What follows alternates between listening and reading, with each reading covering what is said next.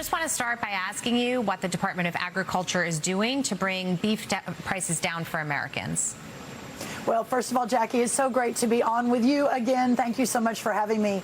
Listen, what we are facing in America today is the direct result of a war on cattle by the previous administration. Frankly, a war on agriculture and a war on farming in general. When you've got a prior administration that is basically blaming cattle for their crazy climate agenda. With the midterms approaching, how do you see this playing out? Is food affordability really becoming a test of whether the Trump administration can deliver on its economic promises? Under Joe Biden, the cost of food went up almost 25%. I mean, this is what we're battling against right now. And remember, we did not get here in a day, that we were left with a mess. Even though the debt is too high, even though we inherited this debt bomb from the Biden administration, we actually do have a plan to get the economy growing faster than the debt, and that's the most important thing. The issue that we've had under the Biden administration and what we're still kind of dealing with is that the debt was growing faster than American GDP. That's the problem. That's something that we're certainly fixing every single day in the Trump administration. But you know, even though the media doesn't cover this, I'm glad you're asking this question, because Scott Bessent is very much on top of it. He knows it's a problem, and he's got the president's empowerment to do something about it. Everything he just said is wrong.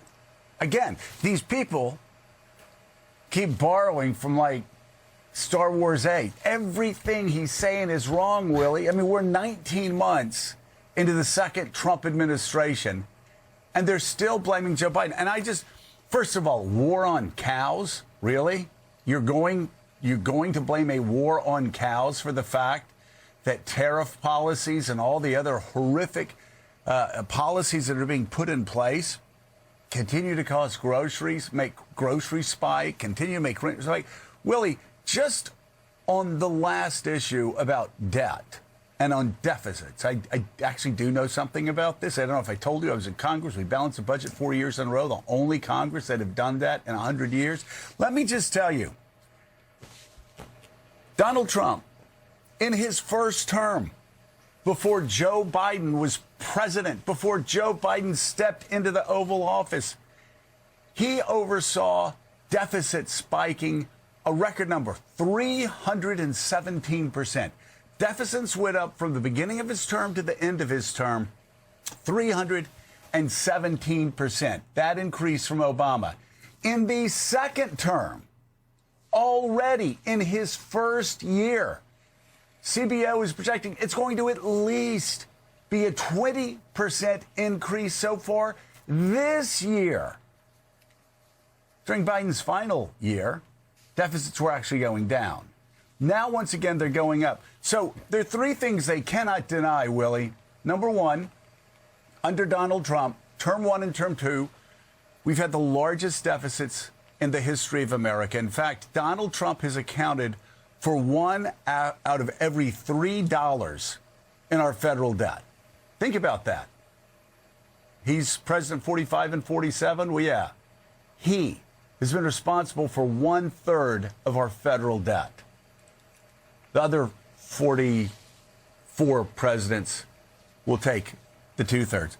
Secondly, we have the highest deficits ever. That's based on his choices. His choices for tax cuts for the rich, his choices for making the Pentagon spending go up to record levels, his choice to start an unnecessary war that is costing us billions and billions of dollars, and his choice to actually put out the biggest, most pork barrel budget of all time. This is on him, not cows. It's on him.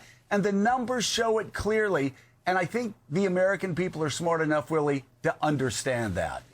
But yeah, they can count. They know it's been almost 2 years since Joe Biden was in power, 19 months. They know that the debt has gone up over the last year or so, $1 trillion every 5 months. Think about that. It was $1 trillion less in March. It was $1 trillion less than that in October. $1 trillion every 5 months. And you touched exactly on the farmer question. Farmers are really upset, not about the Green New Deal, which, by the way, never passed. They're blaming the Green New Deal that did not become law. It's a theoretical concept from members of the Democratic Party. Blaming that. Tariffs, farmers are upset about. And inflation that's obviously driving the price of their fertilizer through the roof, which may be in part why you're seeing races tighten up so much in the state of Iowa. We'll get to that in just a moment. But this dismissive approach we saw from so many members of the administration yesterday, including Treasury Secretary Scott Bessent, he said 40 trillion isn't some magic number. We can grow our way out of that, and kind of waved it off. No. Wasn't worried about the jobs number. Once we end this war in Iran, prices come back down. Everything's going to be fine. There's literally no concern about what's happening to Americans, to working Americans in their daily lives right now. It's the arrogance that we saw on display yesterday, because it's not affecting them or their friends. All the prices and the trillions of dollars we're adding to the debt, they just don't really acknowledge it. And it is, the numbers are the numbers. Donald Trump's been president now in the second term for 19 months, pathetically blaming Joe Biden, who hasn't been here for that long, and adding every 5 months another $1 trillion to the debt. Well, and Willie, 40 trillion is not a theoretical number. It is a real number. And as I said yesterday, if you want to put perspective on how much that is, if you made $1 million every day, $1 million every day, it would take what? Thousands and thousands of years. I think 20,000 years to get enough money to pay that debt off. It's just absolutely staggering. I think it's actually even more than that. But bringing it like back to where we are right now, American tax dollars are actually being blown on paying interest on the debt. We are spending more money paying for Washington's debt that's been juiced by Donald Trump and, truthfully, all presidents this century, but especially Donald Trump. I'll just say again, when I left Congress in 2001, we had a $155 billion surplus. So all these people running and going, oh, it can't be done, it can't be done. That's what people said when I first ran. It can be done. But they have absolutely no will. They want to spend more on everything. They make no choices at all. And it is the U.S. tax dollar that ends up being left with the bill, the interest payment. So we're paying more to service our debt than we are defending our country. And when you spend more, when any country spends more historically on debt service than on defending their country, well, that's the beginning of the end. Washington better get serious soon, because Donald Trump and Scott Bessent and this administration and J.D. Vance, oh, my God, they have no clue how much trouble we're in, or if they do understand how much trouble we're in, they're just lying through their teeth. With us to talk about a lot today, we have Happy Friday, by the way, everybody. We have co-host of our 8 a.m. hour, staff writer at The Atlantic, Jonathan Lemire, MS Now national affairs analyst John Heilman. He's a partner and chief political columnist at POC. He's also so glad to have started his Friday morning off on such a chipper note. Also, MS Now senior Capitol Hill reporter and host of Way Too Early, Ali Vitale, and President Emeritus of the Council on Foreign Relations, Richard Haass. He's the author of the Substack Home and Away. Richard, I want to go from one happy topic to another happy topic. I just saw this morning that The Economist came out with a quite a bit of new reporting on a new crop of leaders that are filling the leadership vacuum in Iran. And this is what The Economist writes. The Islamic Revolutionary Guard Corps is consolidating power in Iran. Battle-hardened and results-driven, they are focused on security and repression. And they're turning the theocratic foundations of the Islamic Republic into a military dictatorship. So there you have it, Richard. We've been warning about this for quite some time. You want regime change? You may get regime change. But believe it or not, the regime change that Donald Trump got is even more radical than the radicals that ran Iran for the first 47 years of their existence. Absolutely, Joe. And as if we needed it, it's another lesson that bad situations can get worse. And that's what we're seeing in Iran. And these people are not interested in, at the moment, in negotiating, certainly not to end the war. My fear is over time, they're likely to be more interested than ever in acquiring nuclear weapons. So I would, we haven't been talking about that a lot because we're focusing on the Strait of Hormuz. But that issue, shall we say, has not gone away. So when history looks at this, I got to tell you, Joe, this is going to be high on the fiasco list of basically a self-generated situation that I think is going to plague the Middle East and the world for years or even decades to come. Jonathan Lemire, we've been talking now for 2 days about what Donald Trump has called economic D-Day. They realize that military might is not going to finish the job. In Iran now, it's about the economy. We heard again yesterday from Scott Bessent, more of the chest thumping. This is going to be the greatest package of economic sanctions the world has ever seen, without a whole lot of detail. So is it actually happening? Unfortunately, these days, we have to ask that question, number one. And number two, do we have any shape to it? What's it going to look like? Yeah, the White House, not exactly reliable narrators, well, about anything, but particularly on measures with Iran. And the answer is they're still working on it, so we don't know just yet. But there are a lot of questions that have to be answered. One is, okay, maybe there'll be more sanctions against Iran, fine. But what about, as Trump threatened, against those who are still doing business with Iran? Is this the moment where he will finally step up and get tough with Russia, China, North Korea? More on them in a second. We will see. He has to this point been reluctant. Yes, a flurry of a trade war with China at the sometime last year.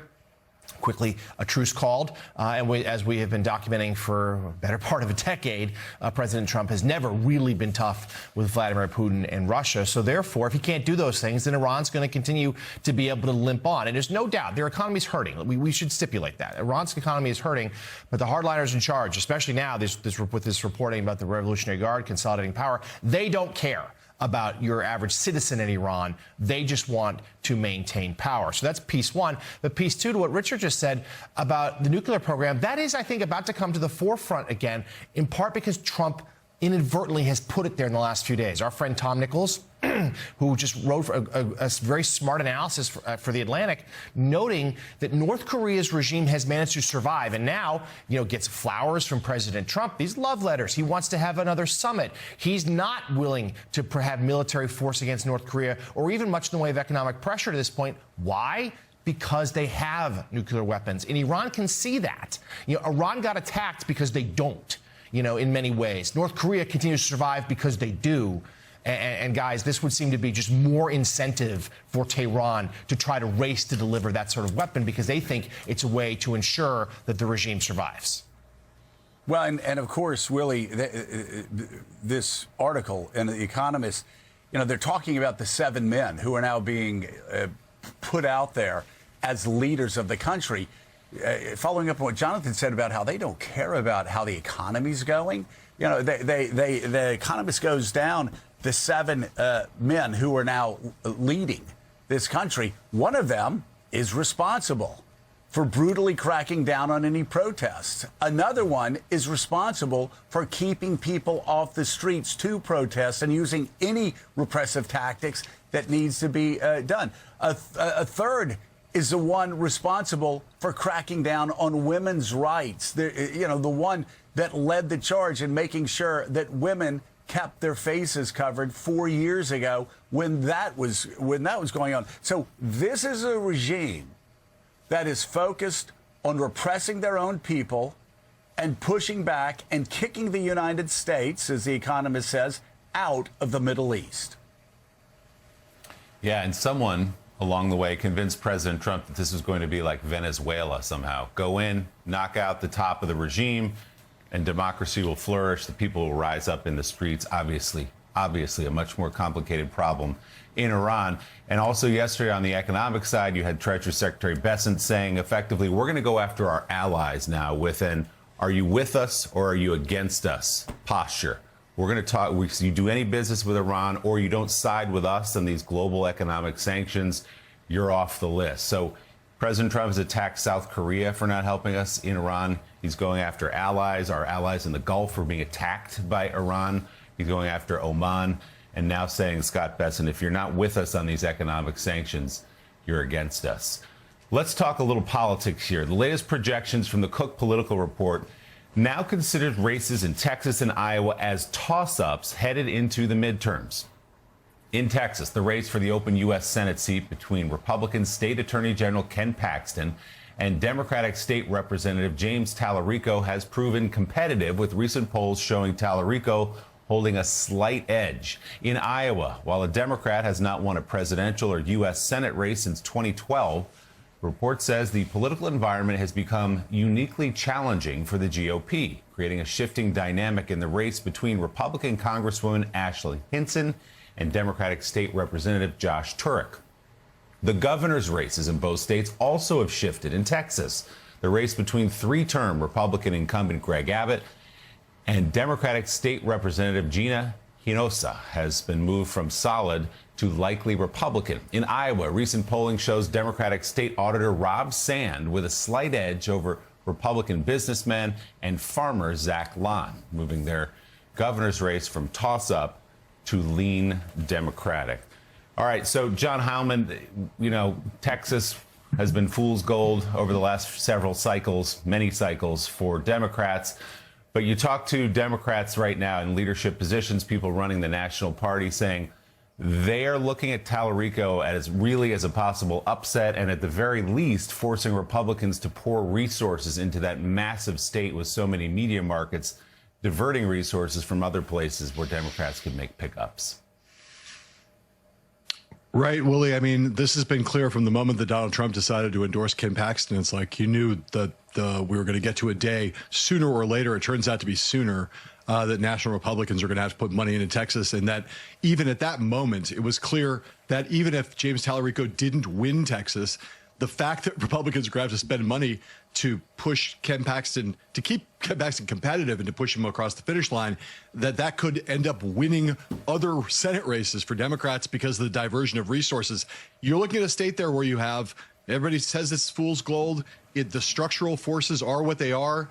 You never want to think that the Democrats you're never going to put a Democrat as a clear favorite in Texas. Let's put it that way. But you have a situation here, as we've said 100 times, a uniquely bad, disliked, corrupt Republican nominee against maybe a generational Democratic talent in James Talarico, someone who is not Beto O'Rourke, someone who does not look like a lot of the Democrats that have run in Texas over the past 20, 30 years. And this could be the year. Those Iowa races, though, which we can talk about, are just as compelling, given the way that state has gone so hard red over the course of the last 20, 25 years, to the possibility of a Democrat taking the state house and taking that Senate seat is another thing that is becoming increasingly clear from the data is within reach for Democrats. Again, these are going to be very close races, most likely. But boy, talk about a signal of what's happening on the national scene. You should look no further than Iowa.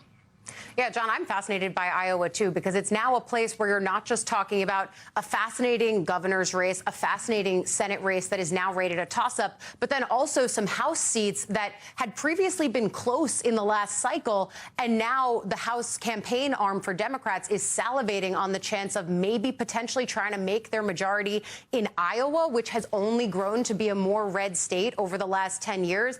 I think it's fascinating. And the thread that I see between the two of these states is the fact that for Democrats, it's a story of candidate recruitment in Gina Hinojosa at the gov level in Texas, certainly in James Talarico for the reasons that you mentioned, Heilemann. But then in Iowa, Josh Turek, a Paralympian there, you saw that ad that he did with President Obama trying to pull on the heartstrings of 2008.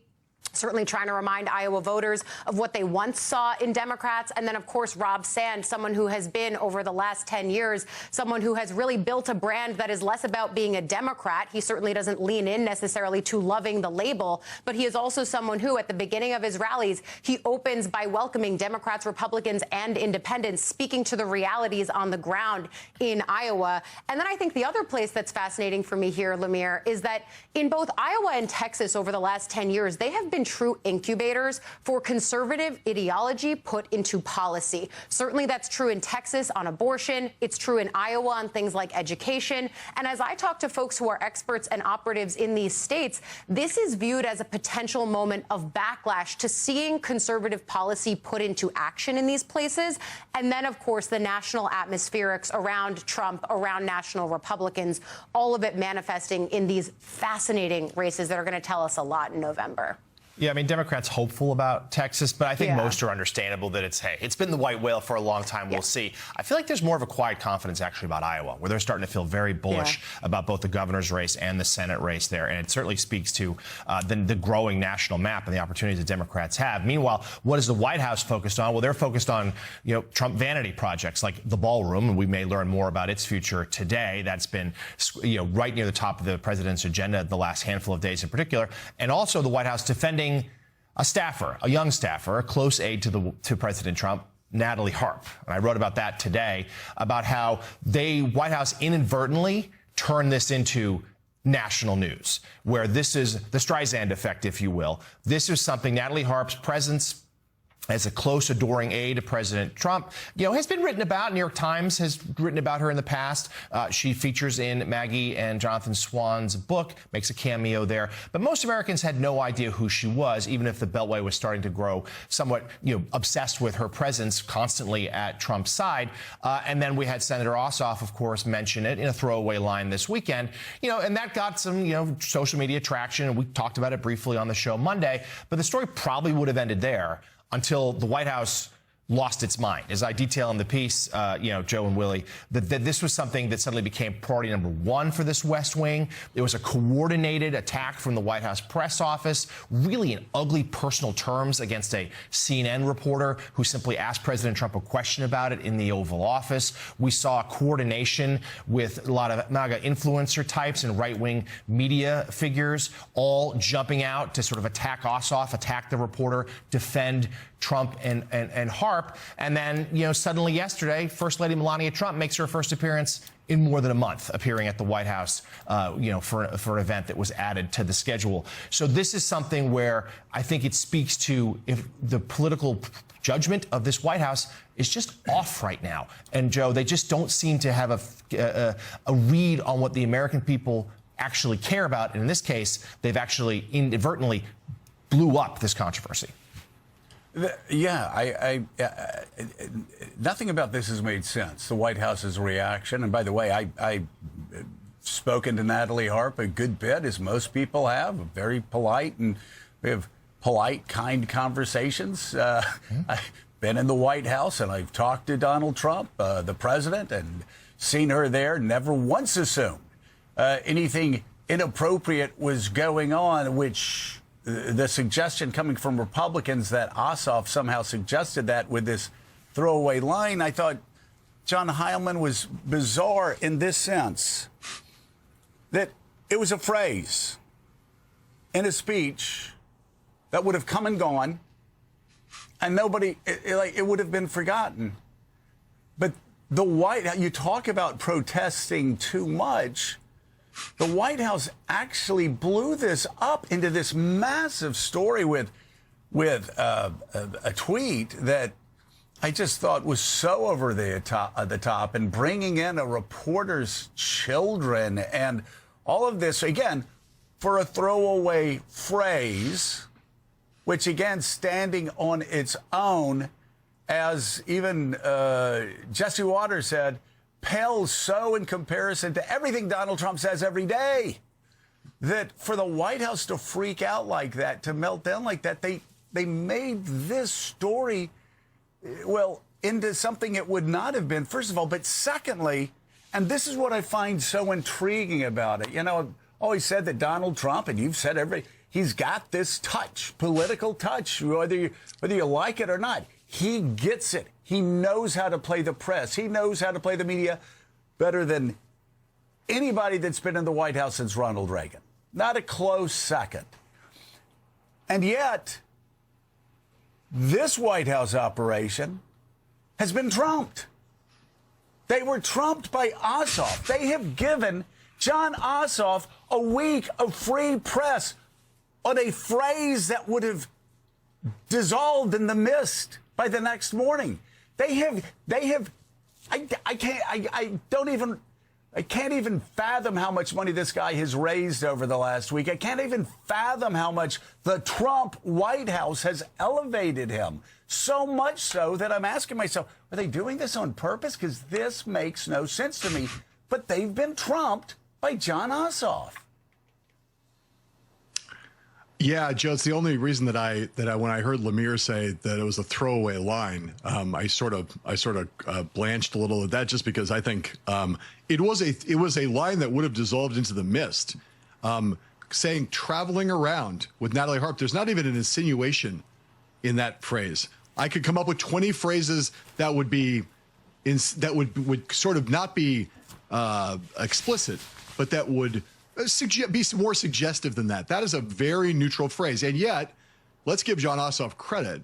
I think that his studies, I mean this kind of metaphorically, but his studies in Freudian psychology paid off here. I think that was a line that was calculated to do what it did, or at least it was chum in the water, where it was sort of like, this could end up being a sore toe of the president's, that where he's going to react in exactly the way he reacted. So it was a pretty calculated gambit. I don't think you could have ever calculated that it would work out quite so well for Jon Ossoff as it did. And really, it is revealing, because it wasn't just the White House. It wasn't just Donald Trump. It shows a lot of one of the downsides to Trump's mastery of the media. And I think, Joe, you would agree that part of the reason why he's been so masterful is that he has this orchestrated amen chorus that he's created in MAGA media, where they take their signals from the White House. If the president wants the right-wing echo chamber to echo and reverberate, they do that now as a reflex. In this case, that's exactly what happened. So it wasn't just the president. It was Republicans on Capitol Hill. It was Republicans all over right-wing media. They all started echoing. They saw how upset he was. They took the signal that they always take, and that had the amplifying effect you're talking about, which made this into now a multiple day story and has turned Natalie Harp into a household name, when, as you said, if they had just not taken the bait, this would have evaporated into the mist. But that's what happens when you get an amen chorus. You know, sometimes that chorus, by doing what it always does, if you get it wrong, they get it wrong, and it becomes a self-fulfilling exponential explosion. Yeah, and this really started out again with, well, I mean, I remember reading, going, what? This inexplicable attack on a CNN reporter for asking a question about a guy who many people think could be the Democratic nominee one day, and to say, well, what do you think about what he said? And suddenly the White House an hour later is talking about the reporter's children. It was such a crazed attack that it actually required CNN to then come out and defend her, along with all of CNN's employees defending her, which, of course, blew the story up even more. Again, going back to the fact, and it only took about 80 years for me to figure this out, but I tell people all the time when they're about to go crazy about something Donald Trump said, I said, do what you want to do, but do understand his political superpower is getting people to freak out and then overreact and then drive the news cycle for a week and get even stronger. And that's exactly what happened here. Just a classic miscalculation inside the White House, from a White House that's been doing that to everybody else for a decade now. Yeah, and that wild overreaction suddenly led people to say, why did this hit so close to the bone? I'll leave the Washington gossip element to other people. I will say the letters written by a young staffer to the married president would make Jane Austen blush, but that's a different matter. The real concern is that she, for a year, according to our reporting at MS Now, did not have a security clearance. It was literally at the right hand of the president everywhere he went, listening to classified information, looking at documents, didn't have a security clearance until the Secret Service finally forced it on her and got the president to intervene. Still ahead this morning on Morning Joe, a man in Virginia is detailing a violent confrontation with ICE agents. We'll have a report on that encounter and the injuries the man says he suffered while he was detained. Plus, Treasury Secretary Scott Bessent says he's got a plan to calm the bond market. We'll explain why that market is causing economics to be such a problem. As we go to break, a quick look at the travelers' forecast this morning from AccuWeather's Bernie Rayno. Bernie, how's it looking out there? Willie, the weather improves along the East Coast today. You're accurate with the forecast. Lingering rain, though, in Boston, especially this morning. Clouds break in New York City, Philadelphia. Some gusty thunderstorms, though, from Green Bay towards Chicago. In the southeast, drenching thunderstorms, Charlotte, Atlanta, Tampa, Miami. That'll cause some travel delays. The heat continues in Texas. Speaking of delays, your AccuWeather travel forecast expect some delays all day in Atlanta, this morning in Boston, this afternoon in Miami. To help you make the best decisions and be more in the know, download the AccuWeather app today. We got a spike in oil prices today that I don't really understand. You know, our announcement is for economic action, and I think that the economic action will mean that oil prices will come down sooner. I think the jobs numbers are quite noisy, and again, sir, the other thing that's important too is like the jobs that we're seeing are going to Americans. After the deportations that we've seen during President Trump's administration and the closing of the border, that like this unfettered migration, we don't need to produce as many jobs. Listen, I know I took Econ 101 that like the University of Alabama and sat in the back row and read Sports Illustrated back when that's what poor students did. But even I understand why oil prices are fluctuating. And this guy was like the main guy for George Soros. He doesn't understand why oil is going up and down and up and down. He says we don't need jobs because we have a thuggish immigration policy. Don't really understand that. Front page of the New York Times, and here's the jump picture, talks about how Scott Bessent, Treasury, is engaging in really dramatic interventionist policies and really reshaping the role of what the government does. You will remember, people saying earlier in this term that it was bonds, bond rates going up. That was the one thing that really spooked Donald Trump early on. It reminds me of reading Woodward's book on Bill Clinton's first year in office and asking Alan Greenspan, you mean my GD presidency is going to be held hostage to bond traders? To which the late Alan Greenspan said, yes, sir. That's exactly what I mean. Well, interest rates are climbing this morning despite efforts by the Treasury Department to calm the bond market and control the spike in borrowing costs. Secretary Bessent says the U.S. government could now spend more than $4 billion on a program to boost bond prices by reducing their supply. It's a fix that's only worked temporarily as rates hit their highest levels this week since 2007, of course, a year right before the crash. With us now, chief economic reporter for the New York Times, Ben Castleman. Ben, thank you so much for being with us. First of all, tell me, does the federal government, even our federal government, have any chance of overwhelming the bond markets by intervening so much so that in the end, the bond market doesn't end up swamping them anyway? Well, I mean, I think the answer to that is in what's happened over the past week, right? We saw Scott Bessent came out. He said, we're going to try to calm the bond markets. It worked for a few hours, and then bond yields started rising again. We talk a lot about the Fed. Right. And the Fed, is going to raise interest rates. It's going to lower interest rates. But the Fed controls short run interest rates. And it's the bond market that determines the interest rates that actually affect what your mortgage or the mortgage that your kids are hoping to get to buy a house. It determines that. It determines, the borrowing costs for businesses when they're going out to try to build a factory or to buy a piece of equipment.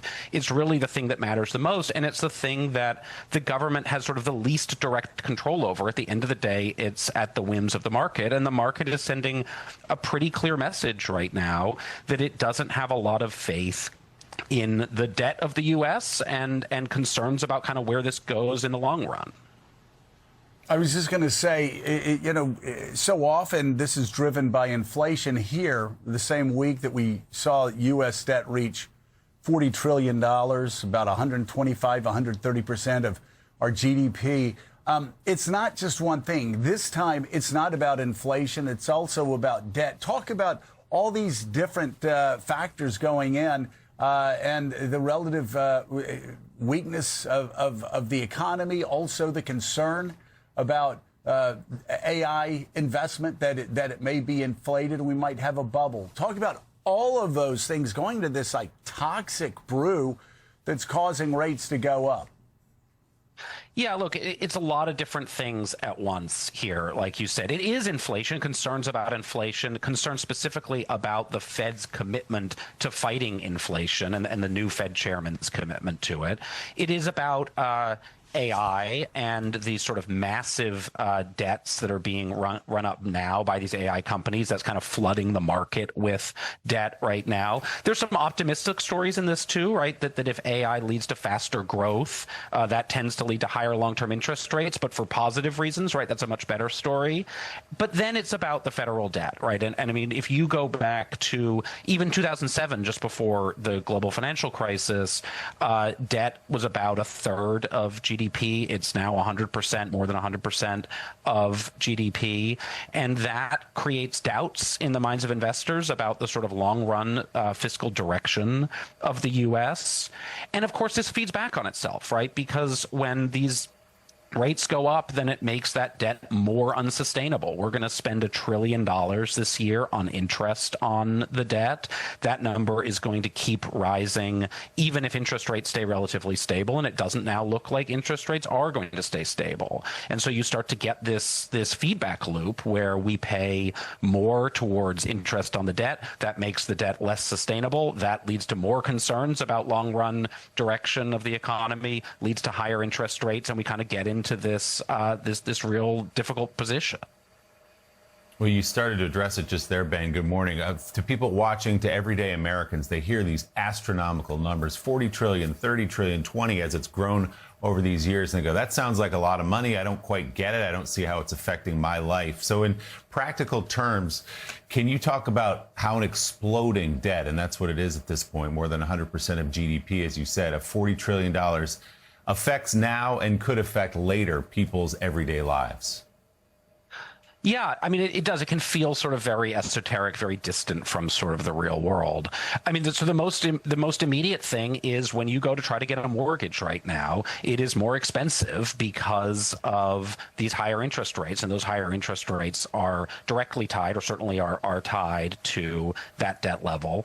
It's also that we're spending, again, $1 trillion this year on interest. That's more than we spend on anything in the budget other than Social Security and Medicare. It's more than we spend on defense. It's more than we spend on food stamps, right? It's more than we spend on any budget priority. And as more of our money has to go towards those interest payments, there's less available for kind of all the other things that we want to do. I mean, I think an important point to make here is that $40 trillion number on its own, as large as it is not inherently the problem. It is this debt in the context of the size of the economy and the sort of slower growth that we've experienced. It is the fact that we are continuing to run large deficits, even when we're not in the middle of an economic crisis. You know, I didn't hear many economists complaining about the big spending that the government did in the middle of the COVID crisis. The concern is now that we're in a comparatively stable economic moment, and we're still running huge deficits. We passed a large deficit-funded tax cut last year at a moment when most economists would say this is the time when we actually should be consolidating our fiscal picture and trying to shrink those deficits. You're exactly right. The two big problems right now, as far as I'm concerned, somebody that's been obsessed on this my entire adult life, it's the trend line, and you've got to look at the debt to GDP ratio, and in both of those areas, we're in the wrong direction. Chief Economic Reporter for the New York Times, Ben Castleman, so grateful for you being with us today and explaining this. Thank you so much. Thanks for having me on. All right. And Richard Haass, you know, we've been talking about this, you and I, and also, of course, Steve Rattner have been talking about this now for about a decade, our concern about it. You've even, when you talk about the great risks to the United States and its security, you'll talk about China, you'll talk about Russia, you talked about ISIS in the past when that was a concern, you talked about Al-Qaeda in the past, but you always talked about America's fiscal insanity. You've always talked about that growing debt. And it's something that people can't focus, for some reason, just can't focus on as much as China or Al Qaeda or these immediate challenges, national security challenges. But this debt, Richard, explain how historically debt has brought down great empires and how it could pose a great risk to us. Look, absolutely. And the reason I think, Joe, people don't focus on it is, the urgent tends to take precedence over the important. So we've got the problems du jour, and everybody runs around after that. It's the kids with the soccer ball. Debt, there's always a feeling, well, we'll get around to it when we have to. That's dead wrong. And what's going to happen is we'll only get around to it when we have a real crisis on our hands, and the choices are going to be draconian and awful. But I think what you're seeing in the world is no confidence that we're going to tackle this. And that's a function of two things. One is the Congress, which shows zero appetite from taking any difficult choices about either taxation or spending. And this administration isn't serious. It's let the debt get much bigger. The Secretary of the Treasury, I think, has to be careful because he's getting overly political. And all this intervention in the markets is a Band-Aid at best. He's got to deal with the root causes, and he seems unwilling to. And this, by the way, this blaming of the Biden presidency is preposterous. But in the short run, getting at what Ben Castleman was saying, servicing will crowd out all sorts of productive spending. We're wasting money dealing with the debt. And then sooner or later, there's going to be a reckoning. And then that's going to endanger the position of the dollar. It's going to endanger the solvency of the United States. And we're going to have to then do draconian things to curtail spending. What's that going to mean for defense? What is that going to mean for our economy? So this is a crisis that's in the making. And the longer we postpone it, let's just be blunt here, the worse it's going to get. So we are really playing dangerously with our own future. The only question I don't have an answer to, Joe, is when there's going to be the day of reckoning, whether it's in a week, a month, a year, or a couple of years. But it really is a question of when and not if. Let's just be straight about this.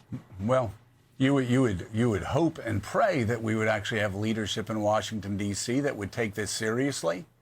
Again, we did it for 4 years in a row, a generation ago. Nobody's taken it seriously since. And that day of reckoning, well, it's coming. The trust funds for Social Security, the trust funds for Medicare, they will run out of money at some point. And then Social Security benefits will be cut. Medicare benefits will be cut. Funding for hospitals will be cut. Our ability to defend this country will be gravely compromised. And that is around the corner if Washington politicians don't get serious about this soon. President Emeritus of the Council on Foreign Relations, Richard Haass, thanks so much for being with us. Greatly appreciated. And coming up, we're going to bring you a new report on a man who says he received serious injuries after a violent clash with ICE. Willie. Plus, Democratic Congressman Raja Krishnamurthy of Illinois will join us to discuss his recent trip to Ukraine, what he learned about the country's defense technology. Morning Joe's coming right back. A man in Virginia says he was hospitalized with a brain injury and severe bruising on his face after a confrontation with ICE agents. First, we should warn you the images are disturbing. These are pictures of Jose Mejia Hernandez showing what he looked like after he woke up in the hospital last week. Hernandez says he was walking to his job as a janitor when two men got out of an unmarked car and aggressively approached him. Says he began to run, thinking they were going to jump him. They didn't know who they were. The last thing he remembers is being tased in the back, he says, before he lost consciousness. MS Now reporter David Noriega has been following the story. He spoke with Hernandez and his attorney about what happened. David, good morning. What'd you learn? Good morning, Willie. Well, look, the bottom line is that exactly what happened during this arrest, during this incident, is unclear, largely because ICE and DHS are not being forthcoming with the facts. But what we do know, what both parties agreed on, is that Mr. Mejia ran when these people approached him. What he told me is that this was a matter of instinct. He was walking to work early in the morning, in the early morning hours, when he was approached aggressively by two people in an unmarked car that he didn't know. Instinct something took over, he ran. The next thing he remembers, he tells me, is feeling some kind of taser or stun gun type sensation to his back. After that, he says he lost consciousness and woke up in the hospital with those injuries that you saw on your screen there. Now, Willie, I've reviewed some of the medical records in his case, and I can tell you it's not just the bruising and the cuts that you can see to his face. He got 7 stitches to his lip, and most importantly, he suffered a traumatic brain injury and a brain bleed, what's called a subarachnoid hemorrhage. Again, I saw this in the medical records. The reason this is important, Willie, is because both Mr. Mejia and his lawyer say that the extent and severity of the injuries that he sustained cannot really be accounted for by the one aspect of the incident that he remembers, which is being tased. It's possible he fell to the ground and sustained some of the injuries that way, but there seems to be more going on there. Now, back to the point that I made earlier, Willie, part of the reason we don't know exactly what happened here, and I've been trying to find out in the week or so since I found out about this incident, is that DHS is not telling us what happened. I reached out to them, a number of other reporters reached out to them. They are not acknowledging even the use of the taser. All they're saying is that Mr. Mejia fled and that they used quote unquote necessary force to effectuate his arrest. Now, I talked to the lawyer who's representing Mr. Mejia and asked him what this reflects about ICE's tactics in the streets, the way that they're approaching people, the way that they're conducting arrests. Take a listen to what he told me. So what does it tell you about the tactics that ICE and other federal immigration authorities are using in the streets? They're getting more and more aggressive, more blatant. And every time that we talk about this, it's getting a little worse.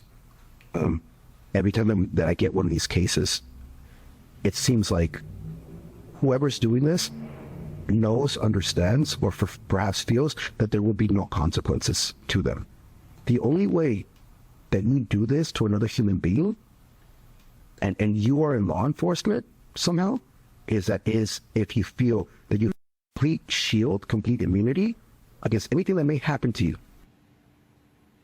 It's worth pointing out, Willie, of course, that in all of the, at this point, infamous, notorious instances in which ICE and Border Patrol agents have harmed people on the streets, including those in which they have shot and killed people in recent months, there hasn't been any kind of clear accountability for the agents involved, which is, of course, what that lawyer was referring to and how you get cases like this one. Now, that statement that I got from DHS, Willie, I just want to go back to it because it is, I've been covering immigration for more than 10 years, and I was trying to think about whether this kind of thing used to happen before Trump's second term. The short answer is no. And if someone did get injured during an arrest like this prior to Trump 2.0, we normally would have gotten some kind of attempt by DHS to explain what happened, to explain what kind of force was used, to explain why it was justified.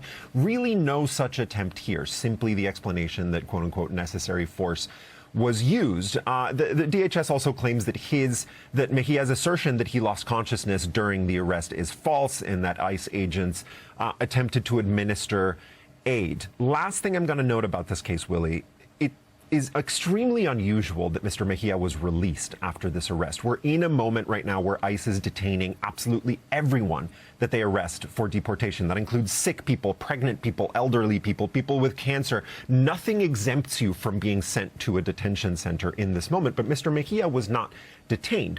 Why? I asked his lawyer that question. We can do nothing but speculate, but he says that the agents were worried that they had injured him so badly that if they kept him in custody, something worse potentially could have happened to him, including death, which of course would have counted as a death in custody for ICE, and that may have led to the decision to release him. Again, we don't know that for a fact. DHS did not answer my questions when I asked them why exactly he was released, against what has become agency policy in the last few months.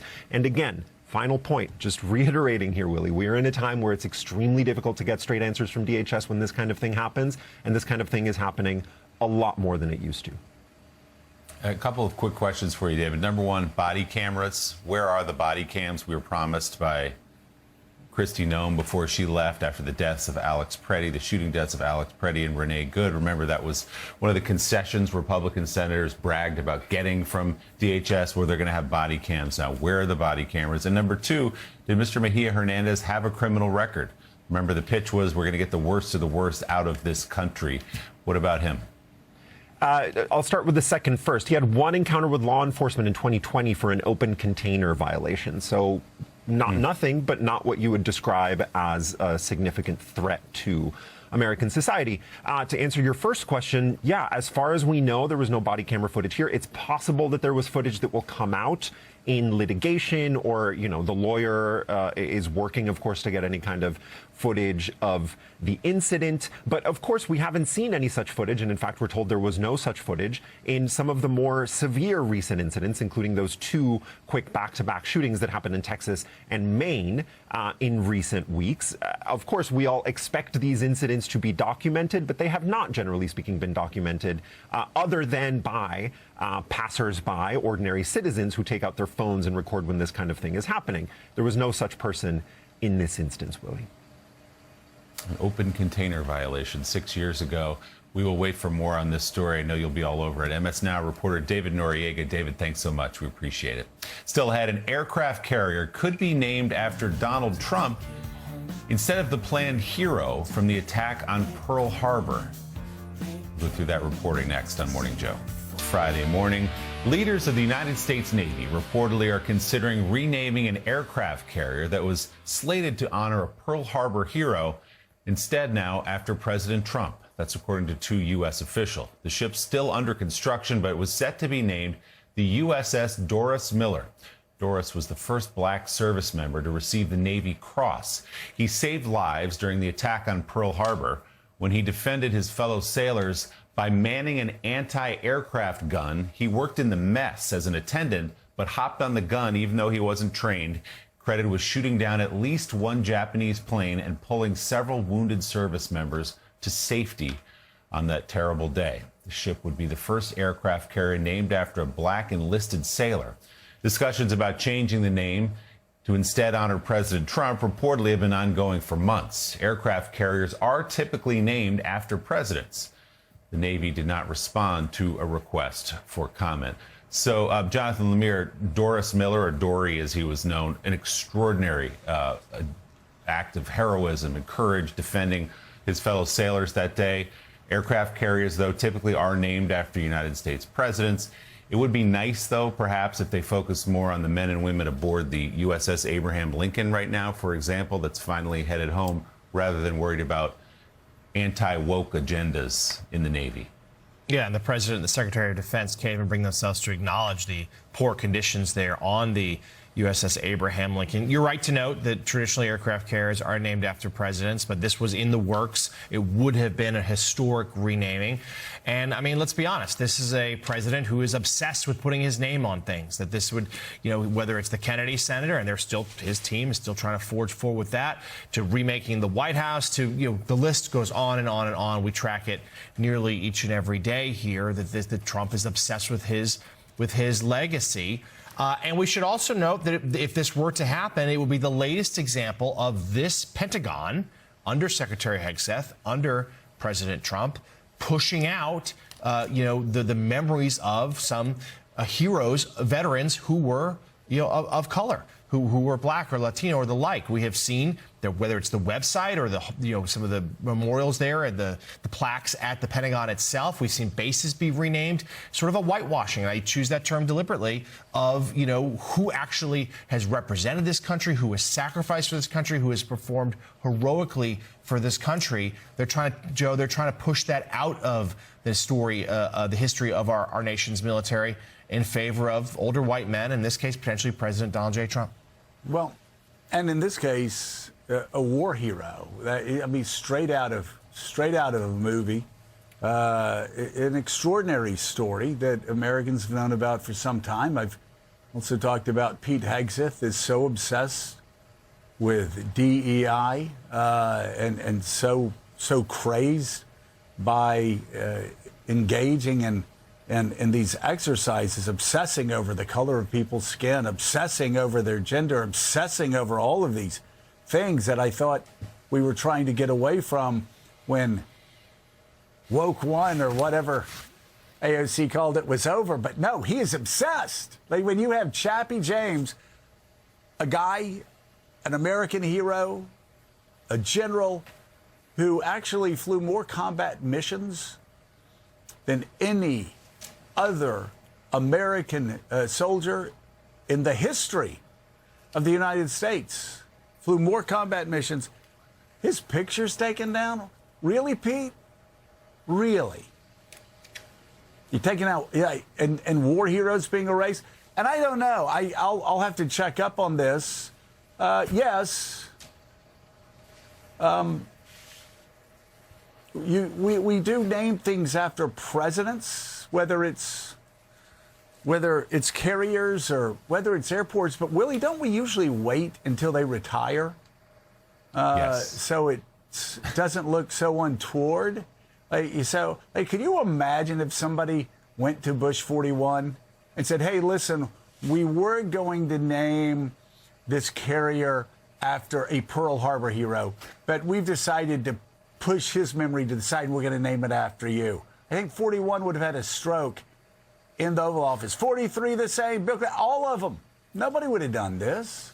And again, airport, you name it, everything being named after Donald Trump while he's still president. Usually you wait until you leave and then people decide to honor you. It's truly bizarre. And again, it's what authoritarian leaders have done in other countries for years. But we don't do it that way in the United States, not until now. No, and by the way, George H.W. Bush, who actually was shot down during World War II, was there, obviously, famously. I'm sure they had to twist his arm and fight and claw to get them to even name it after him. He probably gave them a list of 1,000 other men who deserved it more than him before ultimately allowing them to do it. Yeah, I mean, and on what grounds at this moment? We're in the middle of this war that appears to have had no point to it, that's costing us lives, it's costing us money, it's costing us time. And the president is so obsessed, whether it is, as John said, the Kennedy Center, these airports you point out, and the sycophants around him proposing highways be named after him, and they should put his face on Mount Rushmore, and let's make an amendment so he can run a third time. All this stuff just to kind of massage his ego. And in this case, again, this is not DEI. This is not wokeism. This is a war hero. This is not the promotion of someone who doesn't deserve to be where he or she is. This is a man who was a hero, objectively a hero, and was honored as such in real time for what he did coming up from the mess and shooting down a plane on a gun he was not trained on before dragging his fellow sailors to safety. So we'll see while this nets out. Maybe they name a different ship after him. But again, another case of Pete Hegseth and others just doing what they're told by this president. 10 after the hour here. Let's talk more politics here. The midterms on the way. New York Times editorial board is out with a new series now tracking 12 categories of Democratic erosion in the United States. That's small d Democratic, highlighting the worrisome steps it says President Trump has taken toward undermining American democracy. Measuring on a scale from 0 to 10, with 0 representing a strong, though imperfect democracy, and 10 representing a true autocracy, the board has moved one category, at least, manipulating the law to stay in power, up to level 3. The Times editorial board explains Trump has pushed Republican-led states to redraw congressional maps, back legislation that could restrict voting, and raise questions about whether legitimate ballots could be rejected. Constitutional scholars and democracy experts tell the Times they worry about possible voter intimidation and efforts to block certification of election results, adding Trump's gerrymandering campaign has likely shifted the House competition at least 2.5 percentage points toward Republicans.